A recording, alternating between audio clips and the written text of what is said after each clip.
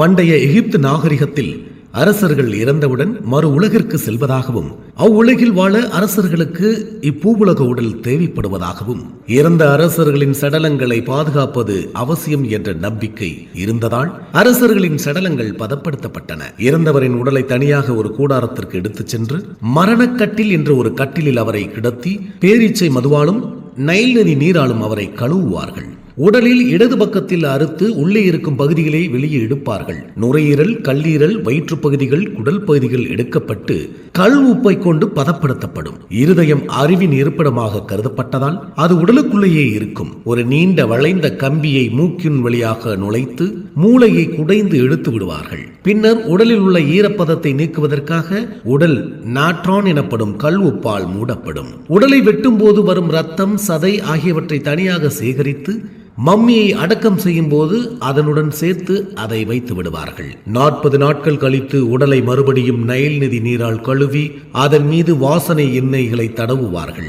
உடல் இப்போது தன்னுடைய ஈரப்பதத்தை முழுவதுமாக இழந்திருக்கும். தேவையான உலர்ந்த உடல் உறுப்புகளை தனியாக எடுத்து கனோபிக் ஜார் எனப்படும் ஜாடிகளில் தனித்தனியாக வைப்பார்கள்.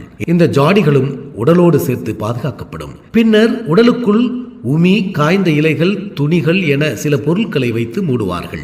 இப்பொழுது உடல் துணியால் மூடுவதற்கு தயாராகிவிட்டது. உடலில் நறுமணம் வீசும் திரவியங்கள் மற்றும் எண்ணெயை தடவி உடலை பிசின் தடவிய துணியால் இறுக்கமாக சுற்றுவார்கள். தலை, கைகள், கால்கள், உடல் பகுதி தனித்தனியாக சுற்றப்படும். சுற்றிய துணியின் நடுவே அமுலட் எனப்படும் ஒரு பதக்கத்தை வைப்பார்கள். இது இறந்தவருக்கு அடுத்த உலகத்தில் துணையாக இருக்கும் என்பது நம்பிக்கை.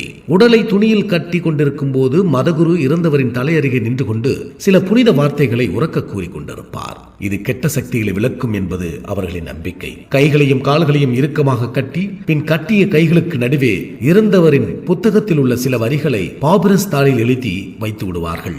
பின்னர் ஒரு பெரிய வெள்ளை துணியை வைத்து உடலை முழுவதும் போர்த்தி விட்டு ஓசிரிஸ் கடவுளின் படத்தை அந்த துணியில் வரைந்து விடுவார்கள். கடைசியாக ஒரு பெரிய துணியை எடுத்து போர்த்தி நன்றாக இறுக்கமாக கட்டி அதன் மேலே படங்கள் வரையப்பட்ட ஒரு மரப்பலகை வைத்து மூடி அலங்காரம் செய்யப்பட்ட முதல் பெட்டியினுள் வைத்து விடுவார்கள். அரசர் என்றால் இந்த முதல் பெட்டி தங்கம் அல்லது வேறு விலை உயர்ந்த பொருட்களால் செய்யப்பட்டிருக்கும். பின்னர் அதை அலங்காரம் செய்யப்பட்ட இரண்டாம் பெட்டிக்குள் மூடி வைப்பார்கள். மம்மி இப்போது தயாராகிவிட்டது.